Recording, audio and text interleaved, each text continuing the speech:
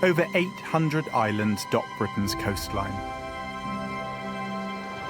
Some of the most spectacular can be found off Scotland. These islands have been a sacred destination for centuries. Christian missionaries arrived here 1,500 years ago to spread a new faith. And amid this breathtaking beauty, their legacy still lingers today. My name is Ben Fogle. Over 2 decades ago, I was marooned on a remote Scottish island for a year for a TV show called Castaway. Like those early pilgrims, I have a deep connection to these islands and their religious and spiritual heritage. This is so peaceful. In this series, I'm setting out to explore how sacred traditions still survive in island communities today. Islands just have a special spiritual energy. And experience the power of these landscapes to inspire wonderment and faith. I just know that I can walk along the beach and feel the presence of God.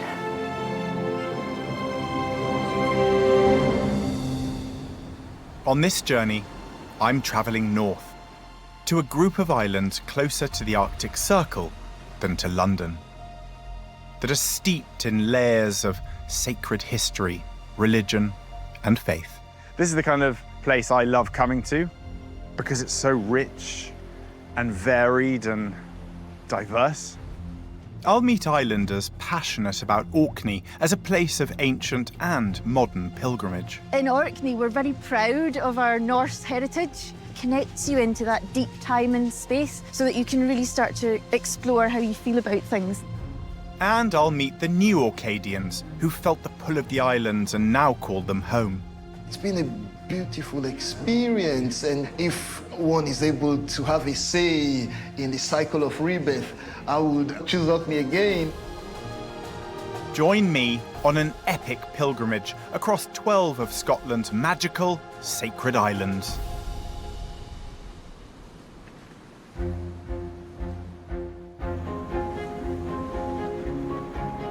I'm sailing to Orkney from Gills Bay, 300 miles from Edinburgh and close to the most northerly point on the British mainland. It already feels like an epic journey to get this far. The thing about getting to an island chain like this is you get to Inverness, which is pretty far up Scotland. Then you've got another 3-hour journey to John O'Groats, and then you go further north. So if I go due east now, I'll hit southern Norway. If I go due west, I'll almost hit southern Greenland. The seaway between Orkney and the mainland can be treacherous, with ships having to navigate some of the most powerful tidal currents in the world.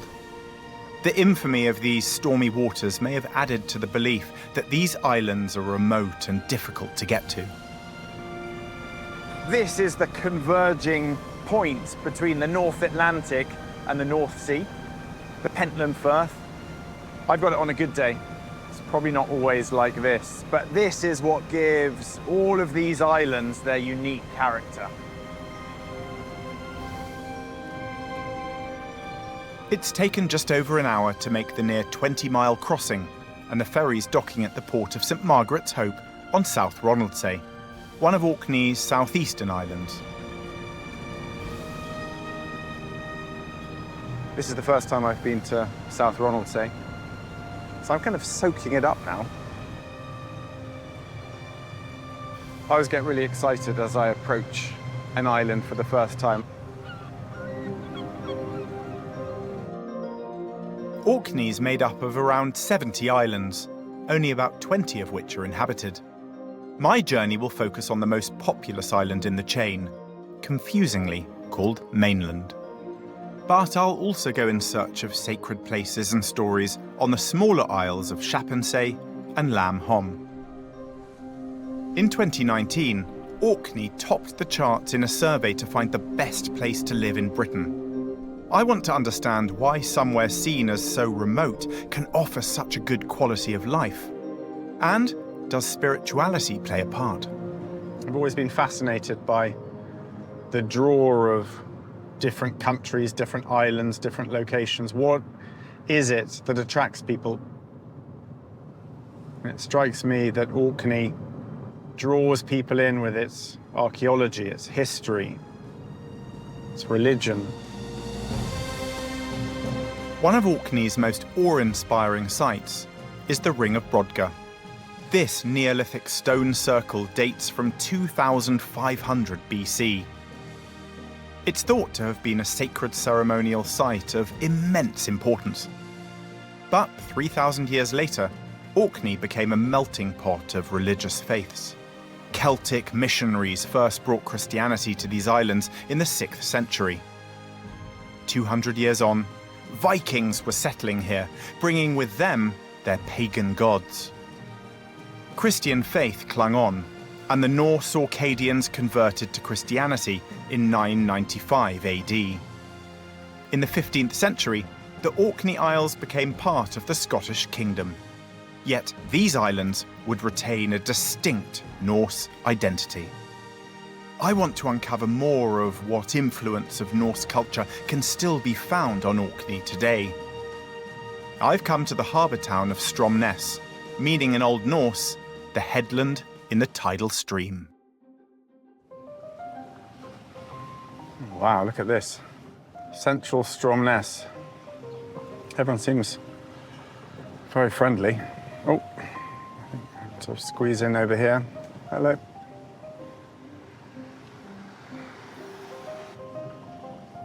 Feels like a pedestrianised area, but there are cars. Seems to be the way. I've been told to keep an eye out for a particular kind of sailboat, moored in Stromness harbour, one distinct to these northern isles and an echo of Norse legacy. Hey, Morris. Hi, Ben. What a day. Oh, it's been like this for weeks here. I'm heading out for a sail with local yawl enthusiast Morris Davidson to learn more about his boat and Orkney's Norse heritage. She is beautiful.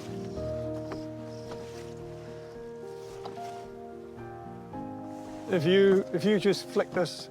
Yeah, that's it. That's the only thing. Okay, ready about? Ready about?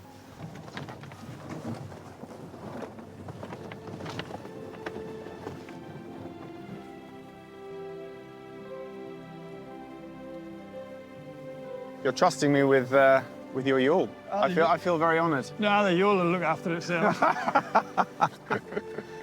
But really, it will. Yeah. It's a beamy boat, Yeah, so it can go through the tides and over quite sharp waves, even side on, yeah. which is what it was designed for, and carrying a lot of gear. You're not exactly a small guy, and we can quite No comment. ably fit your 6'7" or whatever it is. They were basically the van or the... The Land Rover of the time. Yep. The term yawl, where does that actually come from, Morris? Yawl means a small clinker-built boat with two pointy ends. Okay. Basically everything about yawls comes from Norway. As far as we're concerned, the Vikings had these as little flit boats to flit between the long ships, and this is what they used to take folk in and out from the shore. We may as well jibe again, I'm afraid. Yep, don't worry. That's what I'm here for. Yeah. Just make sure it doesn't go forward, yeah. And hold in on the other side. And roll in, yeah, got it. Okay. Oh, Look at the efficiency with that small amount of wind. Oh. well, that's streamlined both ends.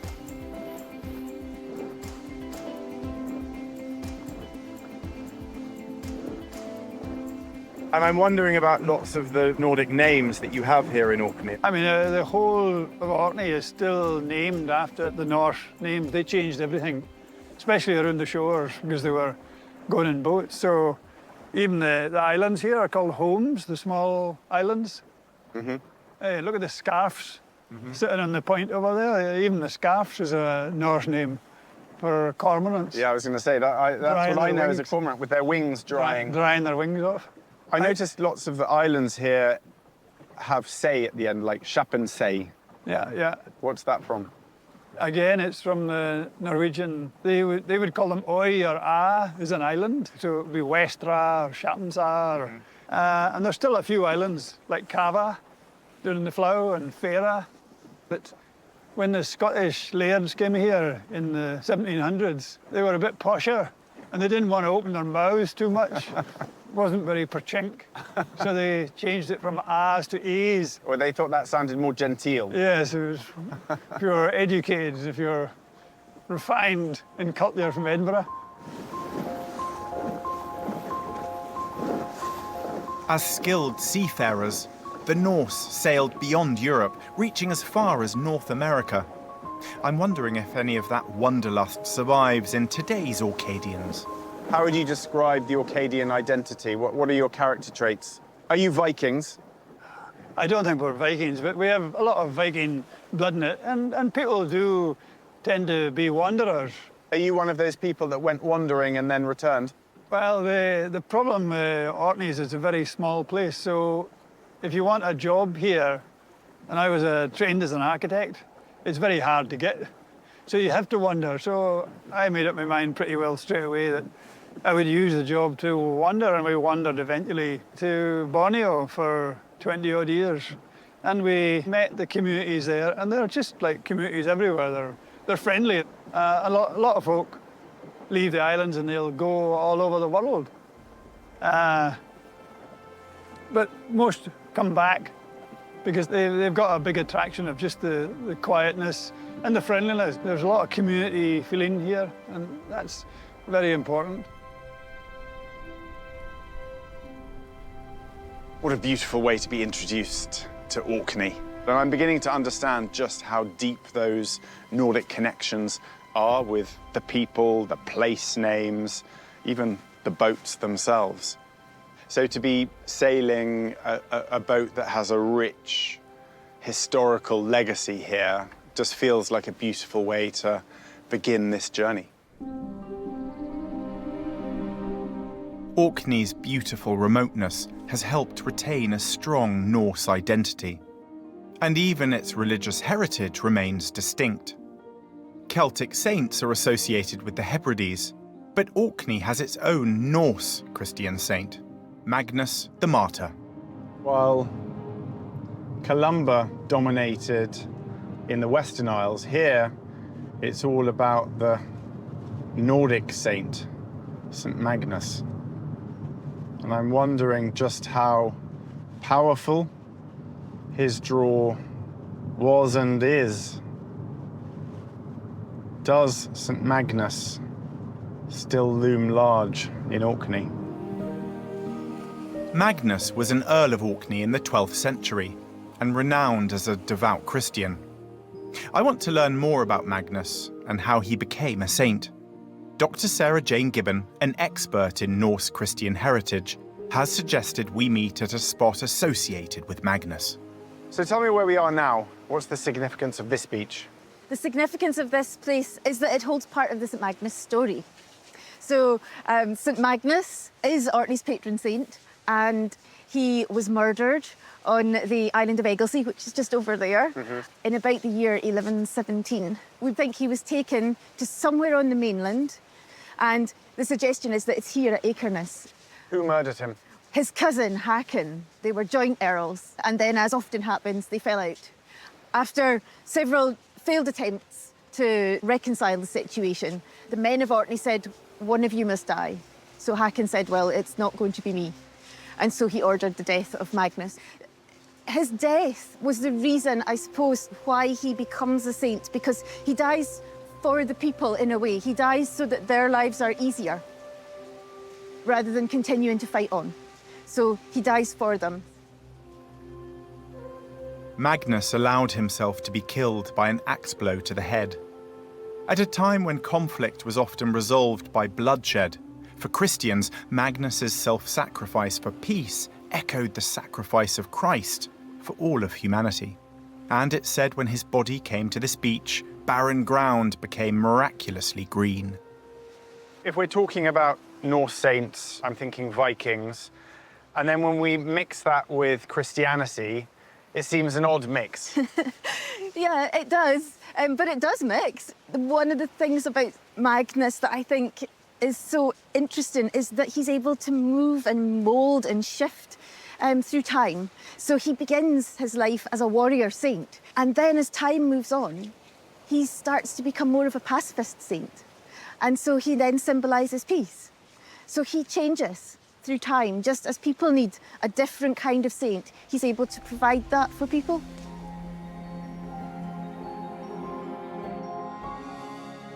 A new pilgrimage route honouring St Magnus was set up in 2017, on the 900th anniversary of his death. Sarah Jane helped bring his legacy back to life by researching places of sacred significance associated with the saint, now plotted on the St Magnus Way. Beginning near this beautiful beach where it's believed the saint's body was brought after his sacrifice, it takes modern pilgrims across Orkney's mainland, finishing at St Magnus Cathedral. In an increasingly secular age, the walk is popular with many who aren't Christian. I think what's quite interesting, if we look at the context of religion across the British Isles, in Scotland in particular, probably the number of churchgoers is going down, but arguably the number of people coming out on what we'd call a pilgrimage is going up. Yeah, I guess, is that maybe because they're looking for something different? What they can get from a pilgrimage is a different kind of experience than what they can get in a church, perhaps. The pilgrimage way, the way we set it up, it connects you into that deep time and space so that you can really start to explore how you feel about things. And this landscape lends itself to that. You can switch off from the world when you do this.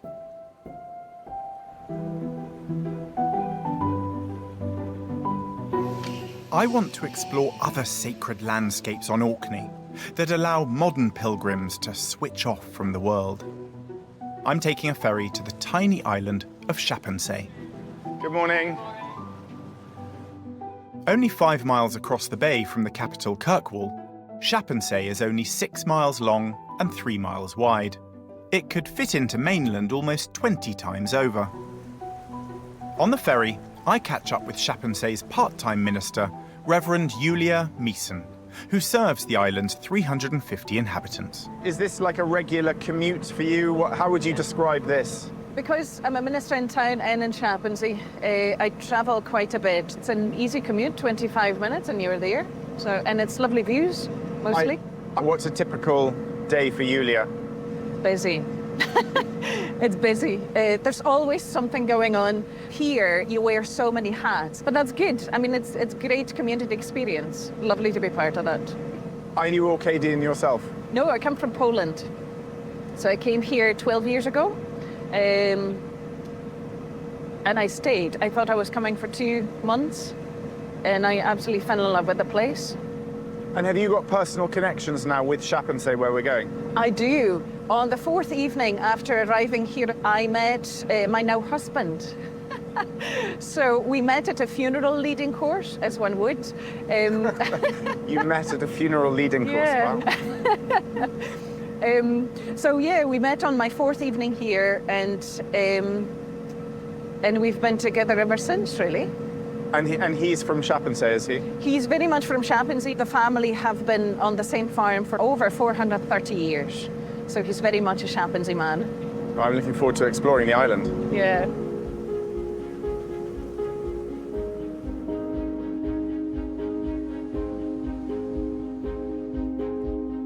The island feels serene and peaceful, untouched by the stresses of the modern world. I can see the attraction of coming here as a visitor. Of the 350 residents, almost a third, like Julia, were born outside Scotland. Is it the tranquility that drew them here? Feels like a very quiet place, but I suppose that's the point. Absolutely. Orkney is a healing place, really. So for some people, this is too much, and they can't stay here. But for many, it brought healing. When you say healing, in what sense? In every sense. Everybody's got baggage of some kind. I'm sure you do too. Of course. And so this place is really just a place where you become whole again. Never fully. I mean, I'm a minister. I believe the fully is going to come in the afterlife, but to a degree, definitely. And so, yeah, so many people have experienced it. So many people have stayed and just absolutely love it and wouldn't trade it for anything. It's beautiful in any weather, and I think it invites reflection on life, on relationships, on faith, mortality, you name it. Do you think that's partly because of its remoteness? There's not much happening here, so you can't help but clear your mind and fill it with other things? No, that depends. There's a lot happening for the locals. As I said, everybody wears so many different hats and so many jobs to do and so many activities. But if you're a visitor to the islands, then yeah, you're not as invested in the place as we are. And so you've got the space and the time to contemplate. But what does it mean to belong to this island? Julia invites me up to the family farm to meet her husband Kenny and stepson Simon. So this is the farm. What a location, right by the sea. Oh, it's wonderful. Hi there. The farm is now in Simon's hands, with Kenny popping in to catch up on progress. There's a lot of family heritage to uphold. So this is my husband Kenny. Hi, Kenny. I'm Ben. Hi, Ben. How are you doing? Nice to meet you. Simon. Hi, Simon. How are you doing? Grand, So you farm here, do you? I do, yes. Yeah, what have you got? You've got cattle? Yeah, I've got 146 head of cattle and 20-something sheep. Very good. And this is, you grew up here, did you? I grew up here, yes. Yeah. Right, so you're very familiar with the farm. I'm very familiar with it all, yeah. But he does all the hard work now? Yeah, I'm the consultant now. You're just the consultant. The Meeson family have raised cattle on this island since the 17th century. Wish, go. They're very excited to see you. Yeah. Usually they know when you see more than one person, there's something's going to happen. Is there enough fresh grass for them now? Yeah. Quiet. So what will happen to these cows? What will... These ones are all breeding cows. Yep. And wait.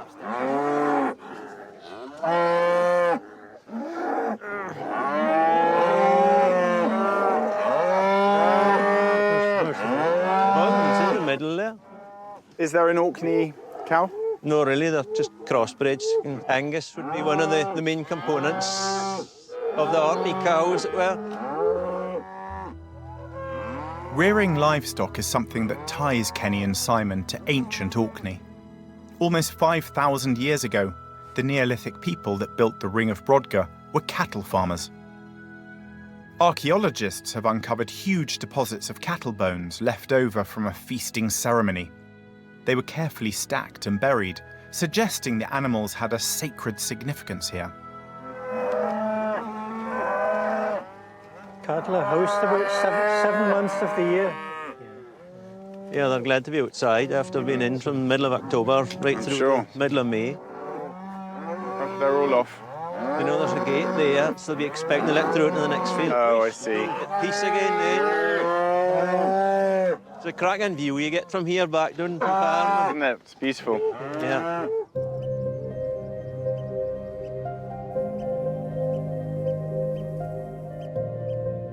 I wonder how deeply connected Kenny feels to Chappensay, and how growing up on this island inspired him on a spiritual level.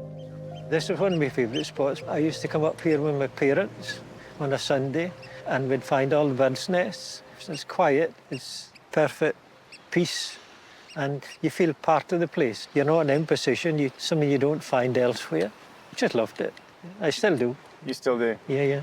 Sounds to me like you, because of the nature of your childhood, you were much more connected to the landscape maybe than other people are today? I think our horizons were pretty small. Playground was the farm and the shore and the hill here. Sometimes we got up to mischief. It wasn't always perfect, you know, but it was good fun. Yeah, I had a good childhood. Yeah. I feel when I'm in Chappens here, I'm part of it. Now there's more incoming people, new islanders. And it's difficult to explain to them that I'm in the island, but they're on the island. Is Julia in the island or on the island? Yeah, she's in the island. Yeah, she's in the island. What kind of character traits defines an Orcadian? Oh dear. It's kind of strong and slow. Yeah, dependable. Yeah, very much. And yeah, there's just an inner strength in the islanders that you don't see. But if you go to a funeral here, everybody stand with a black shirt and black clothes and stand there. The only sign of emotion that you have would be half a turn and a cloth cap behind their back. I think if I had a choice, we joke about it, but I would like a Viking funeral, you know, put me in a couple of bottles of whiskey and put me in the boat and set light to me. You know, that would be me going back to where my origins were. There's an eternal, timeless quality about this landscape, one with the power to inspire a sense of spirituality. Are you religious? Do you go to church? I go to church, yeah.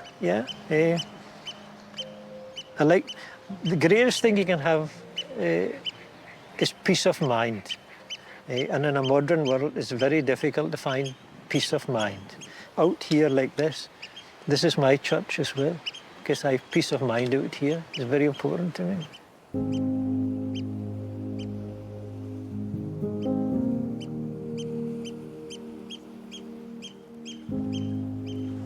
I feel very privileged that he chose to share his special place with me.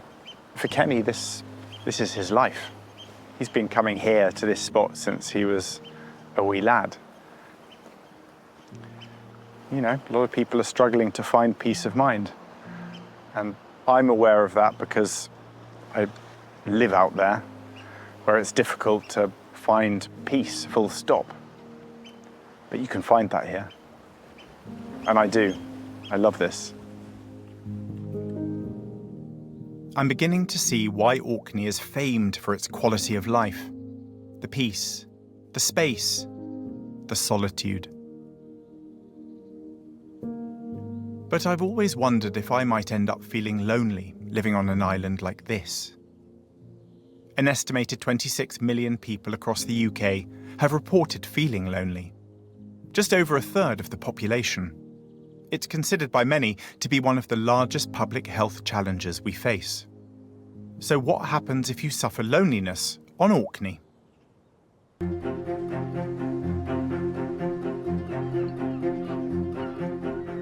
Back on mainland, I'm dropping into the Men's Shed, an organisation dedicated to reducing isolation. Donnie Grieve has welcomed me into the organisation's workshop. I'm going to lend a hand with one of the Men's Shed's current projects, a playhouse for the local primary school. So can I help with anything? What needs to be done? Well, there's a hammer here. Yeah? And there's a lot of nails here. Okay. Yeah. So this is like, almost every bloke has a little workshop of some kind in their home. This is like a huge mix of all of those together. Pretty much, yeah. Yeah. Just in there? Nail it about there. Men's Shed is a worldwide organisation.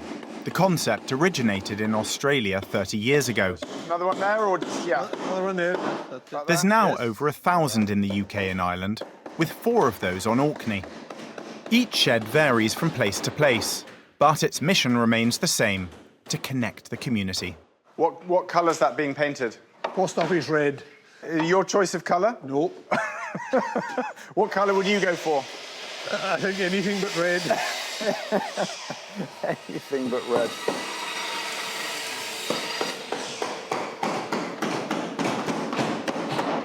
Does everyone always get on? Does everyone always agree with how things need to be done? Well, sometimes, as Peter would say, that's one way of doing it. That's one way of doing it. I love that. Yeah.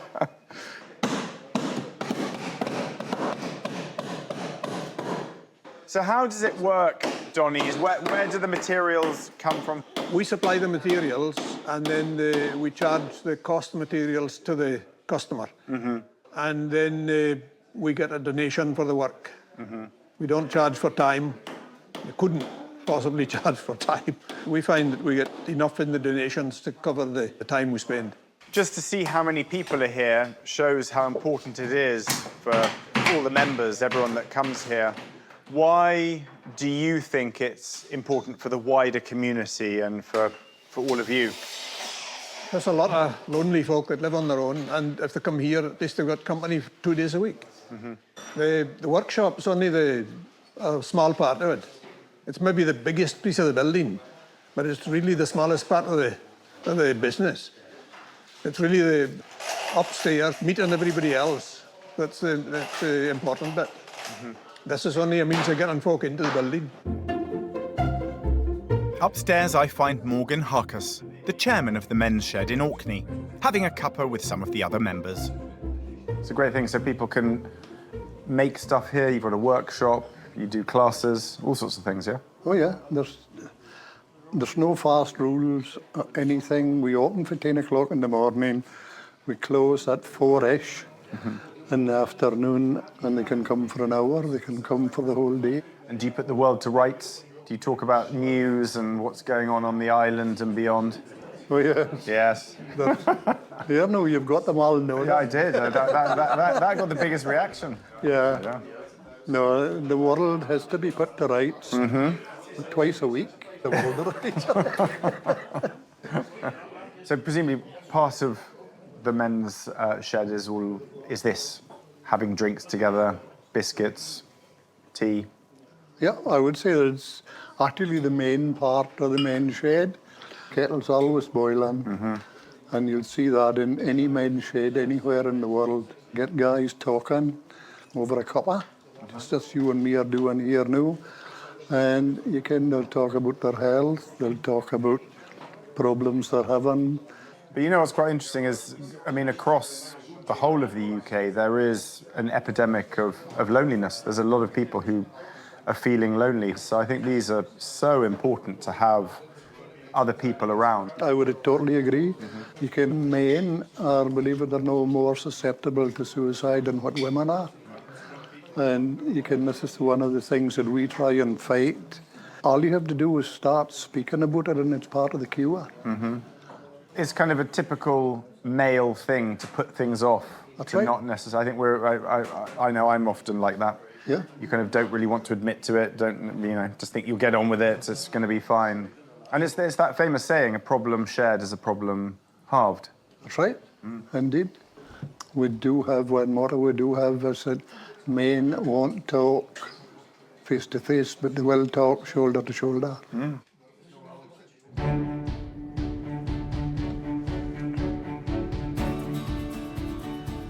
What an amazing organisation Men's Shed is. I can't believe I haven't heard about it before, but every single town, village and city in the British Isles should have one. There are way too many lonely people out there, many of them men. And what I loved was that you could be there and you could just sit, drink your tea, nod, eat a biscuit, and be a part of the conversation, but you didn't actually have to contribute. And what Men's Shed do is it offers them company, friendship, and also a sense of purpose, something to do. If you think about it, I suppose that's what the church once did.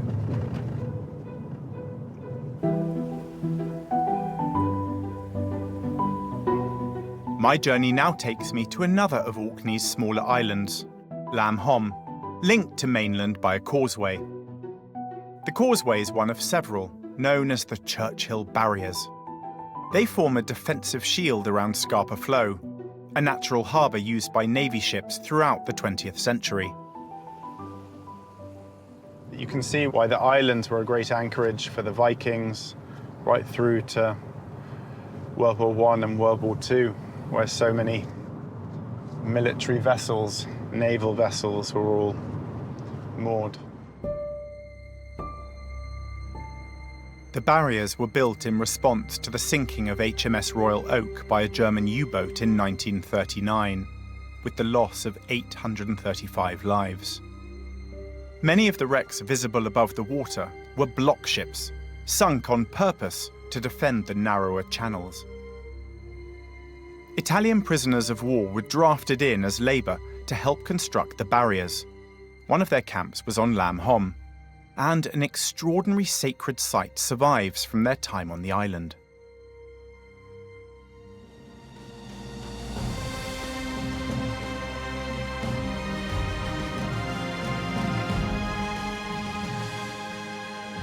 Using Nissen huts, the prisoners constructed their own place of worship. It's known as the Italian Chapel, and it's stunning. Saved from near dereliction in the 1960s, today the chapel's frescoes are touched up by a particularly skilled hand. Antonella Papa would normally be based at the Vatican, working on iconic holy treasures like the Sistine Chapel. But since 2015, she's been coming to Orkney to work at this sacred site. Hello, Antonella. Hello, Ben. I don't want to interrupt you. No. So how many times have you been here working on this? Twice. First time I was in the 2015, and I came second time in 2017. Yeah. I fell immediately in love with the place. Really. Why? What was it? Oh, it was just the nature, wildlife, breathtaking landscape, and the people, so friendly, so welcoming. I remember when I left Orkney, I was so sad, and I found myself in tears. And when in Rome, I just thought, that I wanted to go back again, because it's a magical place. The chapel is a testament to the power of human spirit, full of symbols of peace, from the doves flying above the altar to the Christ child's outstretched olive branch. What are you actually doing now? What's the process? Just I am touching up the scratches or damages are on the painting. With the watercolours? With the color, yeah. In this case, I can mix maybe 2 different colors, or it's better to have it very light, transparent. Mm-hmm. You have to be like a detective. Yeah. Yeah. When you come into here, can you feel the Italian influence? Well, because I read the story that was made by Italian prisoners of war. But when I entered here, it was so emotional. And I couldn't believe that they made something so beautiful. What do you think they were trying to say with this? Obviously, religion was very important to them. Yeah, I know, but this is a message that beyond the nationality and the religion. They were here not for holiday. They were just trapped in this island. And really, look what they have made. It's amazing to make something that could help them to have a hope to come back home one day and to find their families alive, because they didn't know. It's just a message of peace and hope. All the project is perfect. I love everything inside here. Yeah, I think it's the best place where I've been working ever. I wonder what life was like here for the Italian prisoners of war on Orkney. Did they form friendships with the local community? Honorary President of the Italian Chapel Preservation Committee, John Muir, remembers the Italian prisoners of war. Fortunately for me, he lives just across the bay. Ah, hello, Ben. John, how are you? Very good to see you. Can I come in? Certainly. Thanks Welcome. so much. Keeping the sunshine for you? Absolutely. So we've got a whole series of photos and things here to look through. Just bits and pieces. What are your memories of the Italian prisoners here? Well, I was 6 years old when they came to Orkney, so And when they came initially, of course, they were enemies, absolute enemies. It was only after they capitulated that they were given the freedom that they could come across and meet up with the local people. Did you ever get to know any of them? Well, one in particular, he was a barber in civilian life and probably was a barber in the camp as well. And I know that I got my hair cut. And he also had a leather strap and a cutthroat razor. You know, he whipped it around to sharpen the razor, and then he trimmed the back of your neck like this. And my older brother was whispered in my ear, just watch him, he's the enemy, you know, he'll cut your throat. But that shows the trust that you all had. Oh, absolutely. What about the shaving kit there? This shaving kit, it was one of the men, Ugo Pizzi. He went out one evening and he picked up this shaving kit and was lying on the shore. And his family tells me that he used it for the rest of his life. And when he died, the two sons decided that it should come back to Orkney. Isn't that beautiful, the relationship that was built? After Italy's surrender, the Orkney community opted to embrace the soldiers in what was such a hostile time across the world. Faith had become their commonality. For these young men to have spent so much time building that chapel in particular, religion must have been incredibly important. They must have been very devout. They really were, and just to be able to practice their religion meant a great deal to them. At that time, there were very few Roman Catholics in Orkney.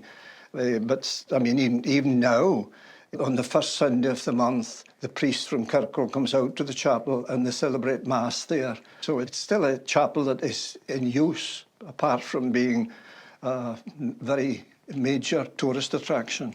So what's this photo? This is presumably the Italian prisoners of war. This is the Italian prisoners of war. This is not all of them. There was 550 on this camp and 550 on another camp. This is Domenico Chiacchetti. It was him who really painted the main structure of the building. He actually stayed behind for a couple of months because there was some work that he wanted to finish. So freedom was offered to him. He could have gone straight back home, but yes. He preferred to stay here. Yeah. That's Chiacchetti again. Yeah. That's him doing restoration work in 1960. So he came back to kind of touch up all the work that he had done when he was a prisoner of war. Just to finish off his work, yeah. After he finished the restoration, Chiacchetti wrote an open letter to the people of Orkney, telling them, "The chapel is yours, for you to love and preserve. I shall remember you always." It's really beautiful, isn't it? That Orkney is a really significant place for people so far away. Yeah, absolutely. I mean, the whole thing is derived from war. You think no good come out of war, but something good did come out of war, and that, well, it's the Italian chapel, and it's really been a very special project for me.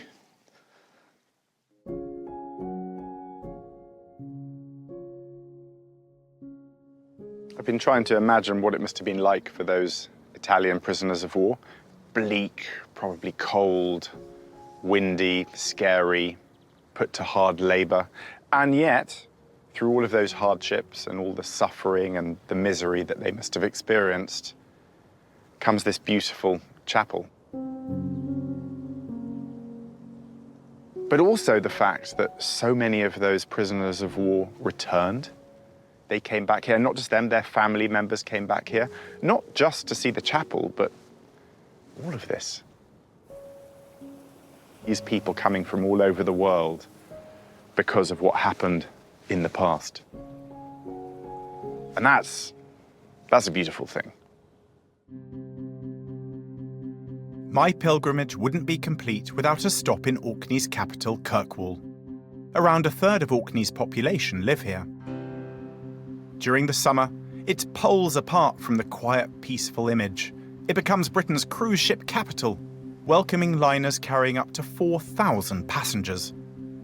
In the hustle and bustle of Kirkwall, Theo Oweme found himself worlds apart from his native Nigeria. Coming to Britain to teach, he gained his qualification first in Glasgow, before his placement landed him in Orkney.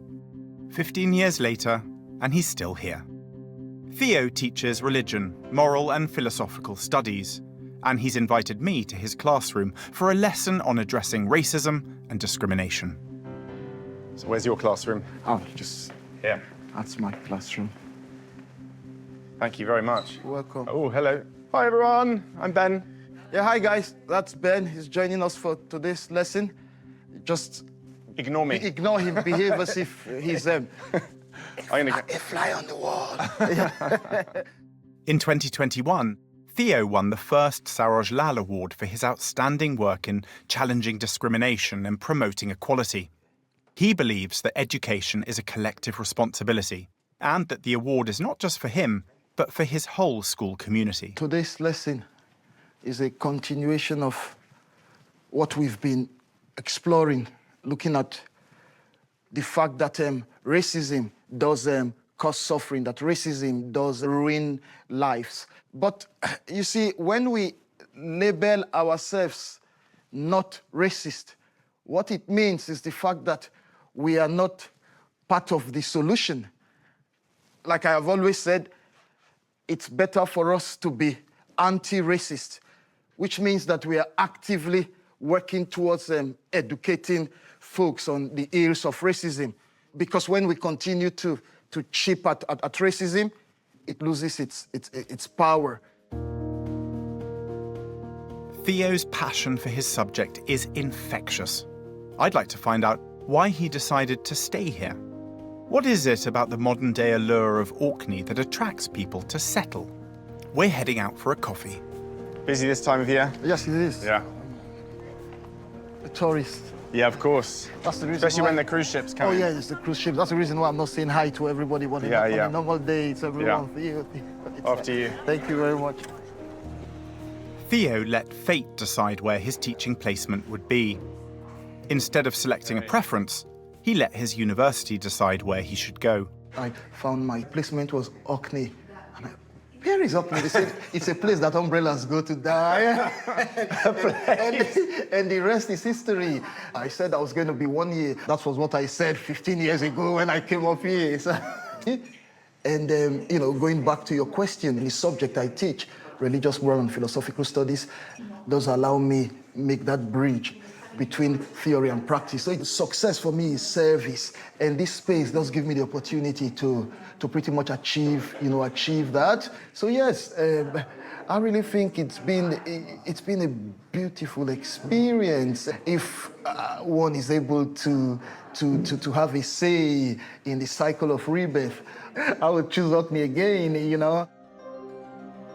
Since coming to Orkney, Theo's been a force for change, setting up multiple clubs for children and teenagers to take part in debate, fundraising, activism, and environmental movements. What's the community like here? Orkneyans are dope people, beautiful souls. It's really together. The analogy I use is it's like in a bowl of spaghetti where everything is intertwined, you know, everyone is connected. People are sort of concerned about social issues. People are sort of concerned about social problems, and that sort of works for me. Reminiscent of early Christian missionaries coming to Orkney, Theo's sharing his own experience and views with the Orcadian community. Part of my journey is exploring kind of the religious, spiritual context of islands. I'm wondering what you think are the problems that so many societies are facing. What is it that we're looking for? I think it's satisfaction. For me, it's to be able to be of use, you know, in terms of providing, you know, services and having that environment in itself that brings you closer to nature. You know, and Orkney provides you that particular opportunity, something that touches the inner you, you know, and it gives you that kind of, you know, fulfillment. We're looking at this term satisfaction. Yes. It's interesting that there's an increase, I would say, across the world of people who are going on a personal pilgrimage. And I'm wondering, in an increasingly secular world, why maybe more and more people are going on these spiritual journeys? There has been this wind of change, you know, this wind that sort of reminds us to look back within for answers. And I think, you know, that in itself is you know, self-discovery, because it just makes you a bit pensive, you know, it makes you, you know, have a rethink. It just gives you the opportunity to sort of reset and you know, sort of maybe find your path. And these pilgrimages does give us, you know, the opportunity to sort of achieve that, yeah.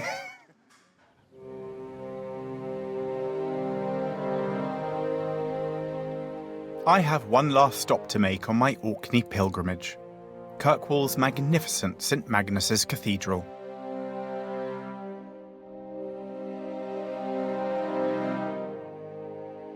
It's the most northerly cathedral in the UK, and with 200,000 visitors a year, it's the most visited of all Orkney's sacred sites. The cathedral also marks the end of the modern pilgrimage route, laid out in honour of Magnus the Martyr.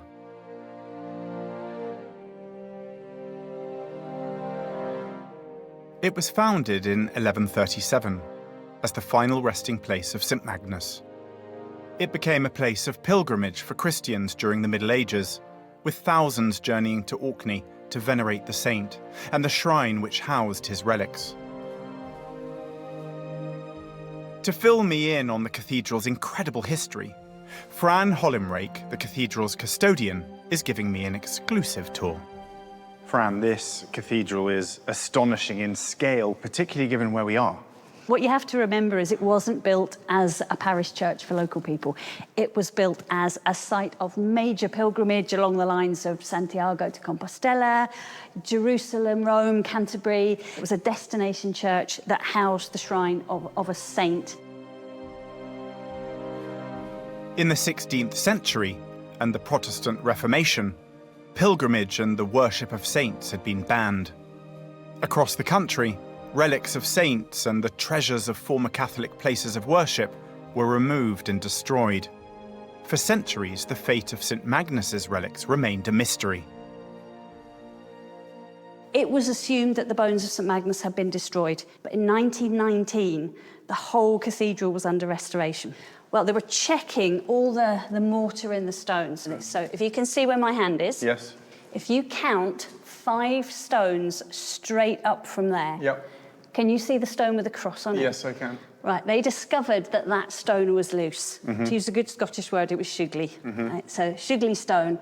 And when they pulled it out, they could see that buried deep, deep inside the wall, there was a wooden box. Now, that's what they found. There's the wooden box. Yeah.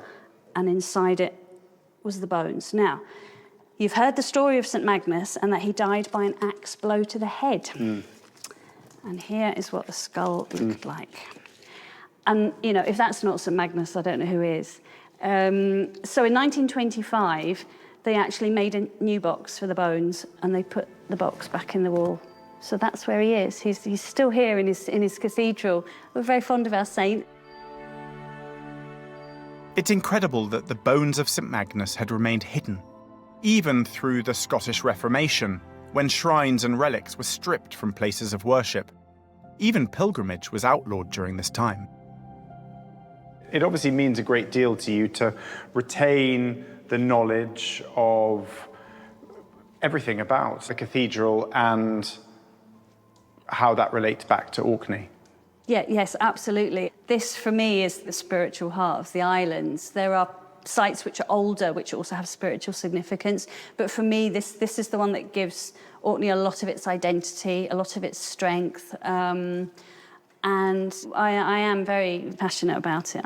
Yeah, it's very special to me. Any other places in the cathedral that I can explore? Oh, lots and lots. If you like, we can go upstairs and see what's up there. Yeah, I'd love to.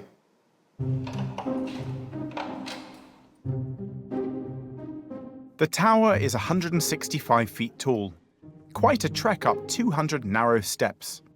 We even passed the bells that were gifted to the cathedral in 1528. Okay, let's have a look at Kirkwall from a great height. There we go. Look at that view. Wow. Fantastic, isn't it? See Scapa Flow away to the left down there. You can see mainland Scotland. Yeah. We've got in front of us here, this is the PDC. PD is the Orkney word for little. And the PDC was once a lot bigger, but that was the original Viking harbour. Was it? So the ships would have come in from the open sea there, and then they would have all just moored up here. So the Viking ships would have moored pretty much where Tesco is now. Yeah, absolutely. That's where they would have been, yeah. The effect of pilgrimage on places like Kirkwall would have been incredible. From just a small village in the early days of its construction, swelling to accommodate the rise in people visiting the cathedral. Have you been on a pilgrimage yourself? Well, I've done the St Magnus Way here in Orkney and various other small bits, but I've decided to realise a lifelong ambition, and I'm going to walk the Camino to Santiago de Compostela. Why are you doing that? I think this is the ultimate in continuous professional development, frankly. You know, I work in a site of pilgrimage. I feel like I should go on a big, major, important pilgrimage. I think having a walk with a purpose is something else, and you'll know that. You're going for a reason, you know, you're not just ambling along, you know. But having something that has a spiritual purpose gives it another layer of meaning, another depth to it. I do feel that there is an enormous amount of power in these places, and I'm really curious to find out what it would be like to go there as a pilgrim and feel what that's like. Wow, you've basically summed up this whole journey, really, which is trying to understand the power, the draw a place can have on you, whether you were drawn in the religious context of a pilgrimage, or whether you're drawn by history, whether you're drawn by geology, by nature, by the power of a landscape. And I think you've summed that up rather well, Fran. Thank you. It's been such a wondrous journey to Orkney. I'd been eager to learn more about the Norse heritage, but have been surprised by just how deep-rooted it is. Very identifiable. It's there. You don't have to scratch beneath the surface. It's in the place names, it's in the history, it's in the patron saint. And over time, Orkney's magnetic draw, pulling in those from far and wide, has enriched that sense of community and belonging. And I love the idea that there's a rich variety of pilgrimages that people have been on, knowingly and unknowingly, that has brought them here. And what they found is a warm community that has embraced them and welcomed them. And that's what I'll take away from this short little journey to Orkney, this rich tapestry of people from all over the world who've been brought together in, as Theo described it, a bowl of spaghetti. All those strands interwoven and ultimately leading together to this very happy, thoughtful, kind community. Join me again when I'll be continuing the journey, exploring faith and spirituality in this extraordinary part of the world. Look at this place. Discovering awe-inspiring landscapes. The sea is alive, isn't it? It is. And meeting people who inspire me. It touches a nerve inside me, my heart. I just love it. How are people connecting with special and sacred places? To find out more and to watch my exclusive interview with the Open University, go to bbc.co.uk/Sacred Islands and follow the links to the Open University. Drama lies beneath Scottish waters. Nicola Walker's Annika dives deep to find the truth. Press red now, watch on iPlayer. Holding out for a hero, do we really need one? Investigating the long history of heroism. Rory Stewart's new podcast on Sounds.